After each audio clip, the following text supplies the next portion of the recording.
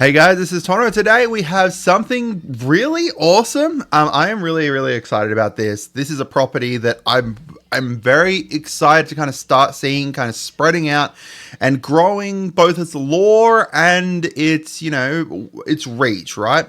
So basically, let's go through from the start. Late 2025, we currently have an untitled universes beyond that it's said that we aren't entirely sure what it is, but it looks like Magic Arena may have leaked what it is early before we get like an official announcement. So obviously this is a little bit of connecting the dots, but it doesn't seem a big stretch based of what it was previously kind of shown, and it would not surprise me if we get like an announcement later this week or at like MagicCon, like the next MagicCon or something. I'm not sure, because I'm honestly surprised that they kind of showed this here.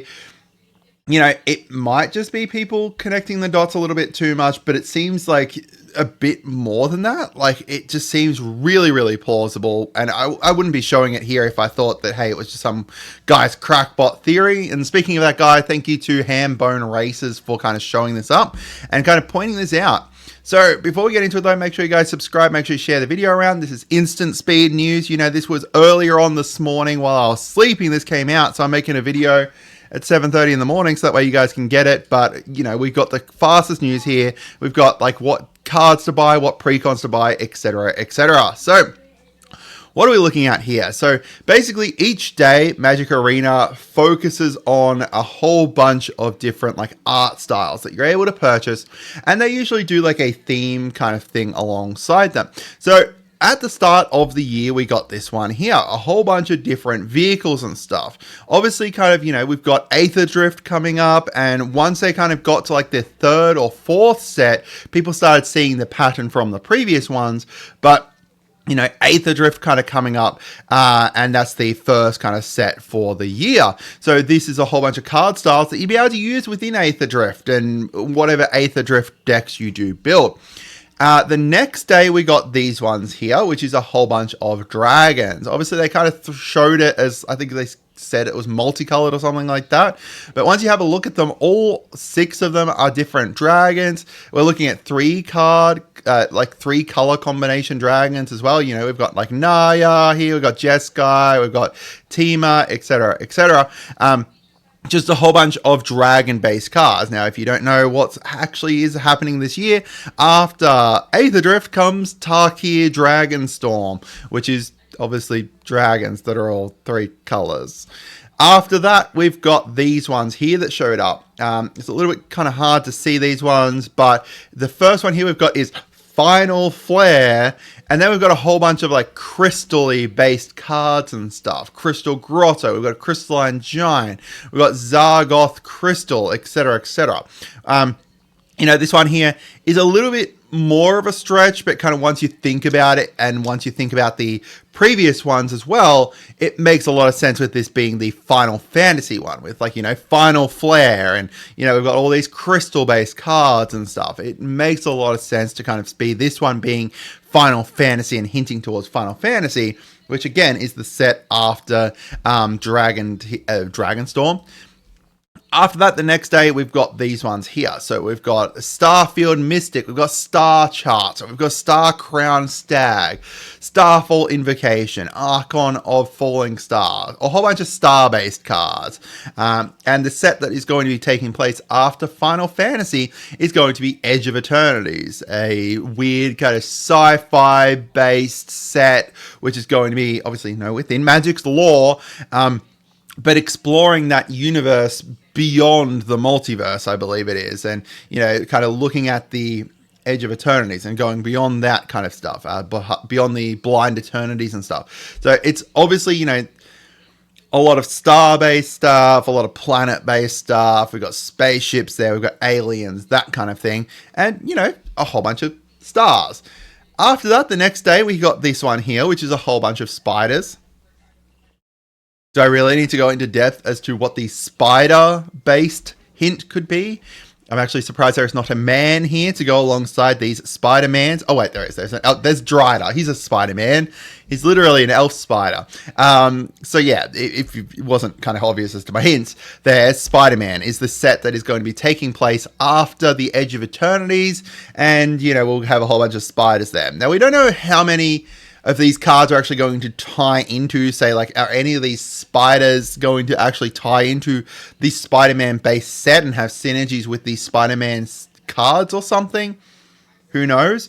But we do know that it's very clear as to what they're hinting at, right? Like, if we go back to the start again, Aether Drift, vehicles, that's a huge thing about it. We've got the tri-colored all dragons. That's Dragonstorm easily. We've got here the Final Flare and stuff with the whole Final Fantasy based kind of crystally based theme there. After that, stars and star fields and stuff along those lines. One with the stars, etc., etc. Clearly kind of, you know, Edge of Eternities, and then the spiders. So that brings us to the next one here. We've got Into the Fire. We've got Water Not. We've got Earth Cult Elemental. Now, keep in mind, this is not like, you know, this is obviously a red card. There's no kind of earth color in Magic. So I guess the closest would be green or something. But still, Earth Cult Elemental. And then Airdropped Aeronauts. So we've got fire, we've got water, we've got earth, and we've got air. What could that potentially be? And then we go to the next ones, which were these. So these were all discounted today. These ones here were discounted today as well. We've got Distended Mind Bender. We've got Oswald Fiddle Bender. Benders? So we've got two different cards. The only kind of draw between them is bending. Alongside these ones here, which is a whole bunch of elemental cards.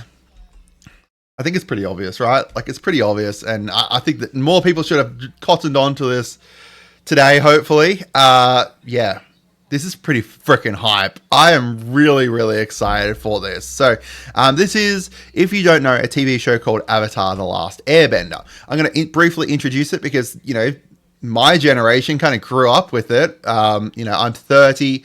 I was around, like, the teen years, early teens, I think, when it was releasing and everything. And then, you know, we had the spin-off with Korra and stuff like that. So this is an American animated TV show that is very heavily Asian-inspired.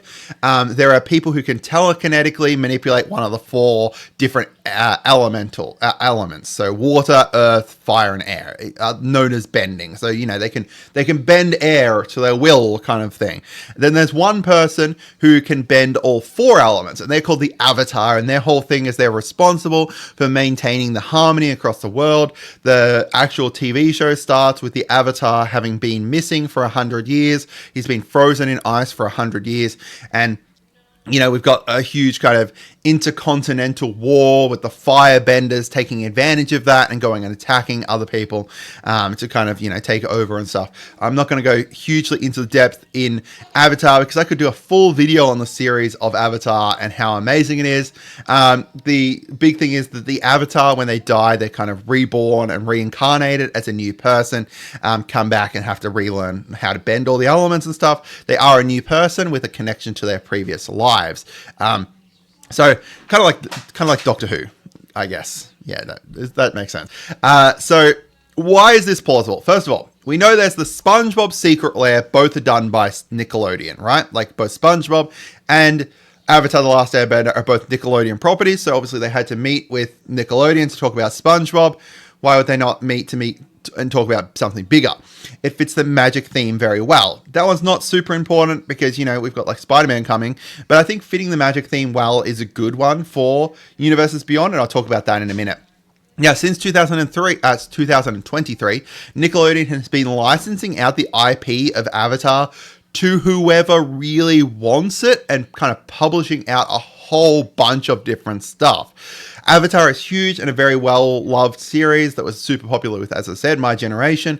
The second season of the show is meant to be coming out sometime as well. So if they did a live-action version of it for Netflix, it was renewed back in March of last year. And keep in mind that they do want to try and keep these Universes Beyond products loosely releasing around the same time as something from that universe is releasing, kind of like how they did the Fallout one around the Fallout series. And people, you know, we were into the Fallout series and they're like, oh, now I can get Fallout Magic too. What the hell? This is really cool. They push back Lorwyn because of whatever this is. So I think whatever this is has to be important enough that they had to push back Lorwyn for it. They've also been extending the lore of the Avatar universe far beyond just the 2 animated series lately. You know, we've got books, we've got comics, etc. Getting into the other IP stuff. There was a game called Avatar Generations that came out. You know, we've got the Avatar The Last Airbender Quest for Balance that came out. We've got the concert, live action concert.